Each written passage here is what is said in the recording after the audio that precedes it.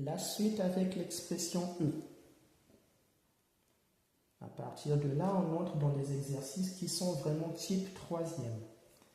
L'expression E qui est 0,24 au numérateur fois 10 puissance moins 4 fois 0,1 fois 10 puissance 2, une barre de fraction,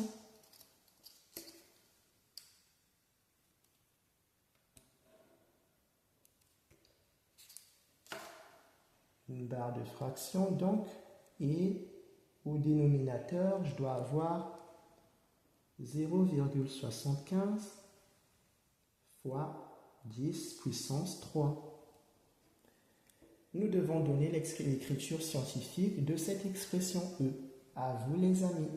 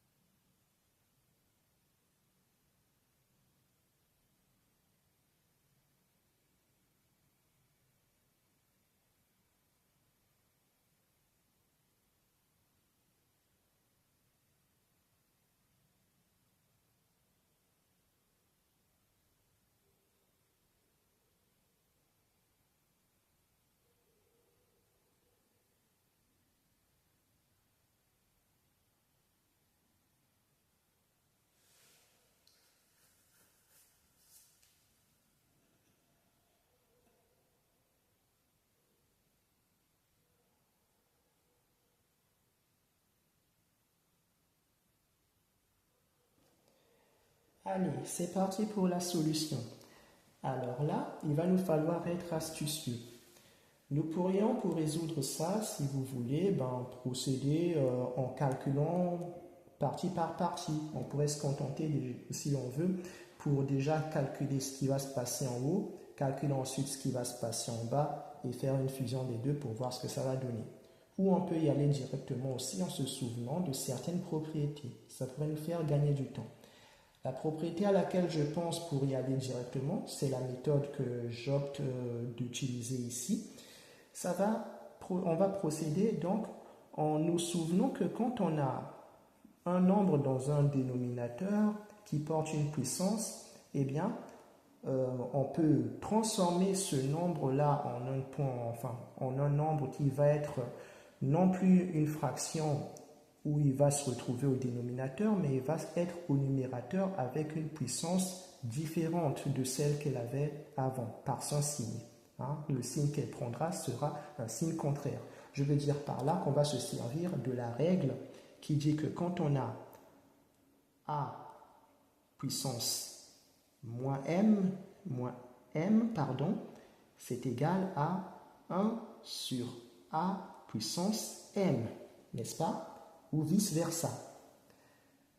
Et ici, on peut se dire que ce que nous avons au dénominateur, là, est notre a puissance m. Donc, on va le transformer en a puissance moins m et on aura une expression qui ne sera plus une fraction. D'accord? Voilà ce qui va se passer. Donc, du coup, ça va me donner, en haut, j'ai E. L'ensemble ne bouge toujours pas, évidemment. On a toujours 0,24 fois 10 puissance moins 4 fois 0,1 fois 10 puissance 2, d'accord? Et ils vont être rejoints par ce qui était au dénominateur et dont la puissance va devenir du signe contraire qu'avant. Donc ça va être fois ceci, mais avec 10 puissance moins 3. Donc ça, 0,75 fois 10 puissance moins 3. Voilà en gros à quoi peut être égal tout ça. Et je peux rassembler les éléments qui se ressemblent et les puissances de 10.